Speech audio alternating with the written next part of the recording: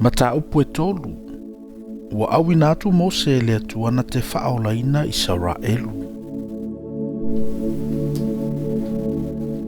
Sa leo mamoe Mose I le lafu mamoe o le tamā o la nāwā. O ie te oro leo si taulanga I Mitiana. Ua ia taita inane la lafu mamoe ona tala atu o le vau. Ua o lava I le maunga o le atua o Horepa. Ua whaali mai ai I ante ia le angelua Iova I le afimu mui to tonu o le la au talatala. Ona vaai atu lea o ia. Whaauta. O loo mu lava le la au talatala I le afi. Ai le ifa umatia le la au talatala. Ona whapele o Mose. O te afe atu ma o mai mo I le nei mea o te vaai wa ese lava. Pe whape feo na le susunuina o le la au talatala. Ua sila fia Yehova ua afeane ia e mai moa. Ona wala au mai leo le atua ia te ia na I totonu o le la au talatala. Ua feta lai mai. Mose, Mose. Ona whai atu le o ia. O au le nei. Ona feta lai mai lea. Aua e te whaalatalata mai I nei. I nā tō e se ia o se vai o vai.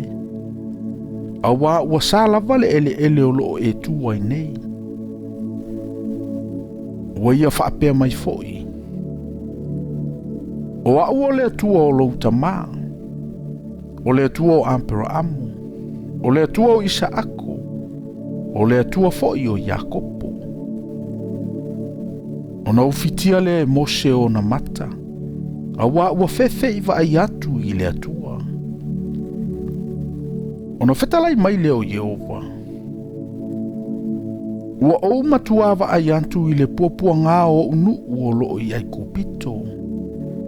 Ua ou whaalongo fo I lo lantou alanga. Ona o e pule whaasawaia I lantou. Ua ou I lo fo I lo lantou ti ngā. O le nei, ua ou aluifo. O te lave ai mai a te ilantou ai lima o ai kupito. Ma ou ave ina e ilantou ai le nuu I le nuu le lei ma le lau ele ele.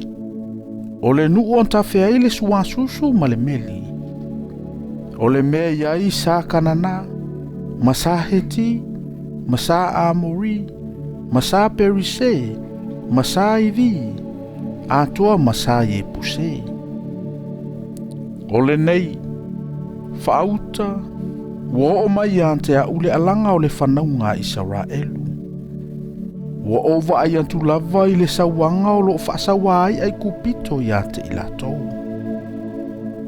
O le nei, ina sawia. O te awina atu oi I a Farao.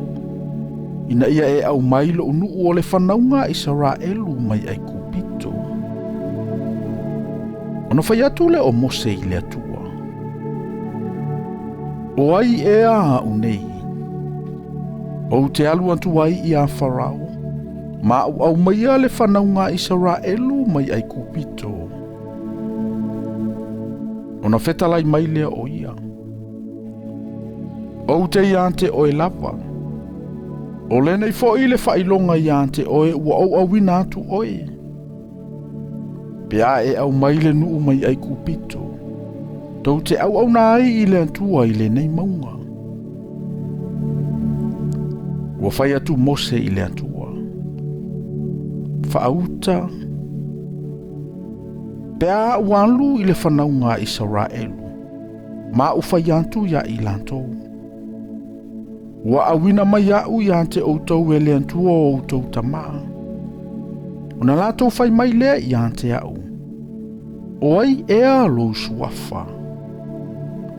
Se a ea sa ue whai atu ai I ante I lantou. Ona fetalai mai lea o le antua I a Mose. O au o le ola, o lo o lalava. Ua ia fetalai mai foi. E te whai antu I le whanaunga Israelu. Ia whapea. O au o le ola, o ia na awina mai au ia te outou. Ua toe fetalai mai fo i le atua ia Mose. Ia whaapea e whaiantu i le whanaunga Israel. Ua awina mai au ia te outou e Jehova. Le atua o outou tamā. O le atua o Abraamu. O le atua o Isaako. O le atua fo'i o Iakopo. O lo'o ingoa le nā e whaavavau. O lau whaamanatunga le nā i le atu pulanga ma le atu pulanga. Aluia. Ma e whaapotopoto i toia ino Israelu ma whaiantu i ante i latou. Ua whaali mai i ante a o Jehova. Le atua o outou tamā. O le atua o Abraamu. Ma Isaako. Ma Iakopo. O lo o whaapea mai. Ua o mantua asia tu lava i ante outou. A toa ma le mea ua whaia i ante outou i ai kupito. Ua o whaapea. O te aveina e outou ai le puapua ngāo i ai kupito e o atu i le nu o sa kanana. Ma sa heti. Ma sa amori. Ma sa perise. Ma sa hivi. Ma sa iebuse. O le nuu o lo tafe ai le sua susu ma le meli. E whaalongo lava i lantou i lau upu. Tau te o foi. O oe matoia ina o Israelu i le tupo ai kupito. Tau te whai atu foi i ante ia. Ua whetaya i ma i mantou o Jehova. O le atua o sa e Peru. O le nei. Se e tu mai mātou te o malanga e tolu o nāso i le vao. Mātou te whai ai taulanga ia Jehova lo mātou atua. Aua o iloa lava e le tu ina mai o tau e le tupo ai kupito ina i o. Se ilonga o le 5 malosi. Au te whao o lo 5 ma o taia ai kupito i o wavenga o malava o te whaia i ai. Muli ane. Na te tui nātu o tau e o. O te whatupuina fo i le alofo ai kupito i le neinu. A o ina o tau o, tau te le o fua. Ai taitasi le whawhine ma o le atu i le o tua o i maia.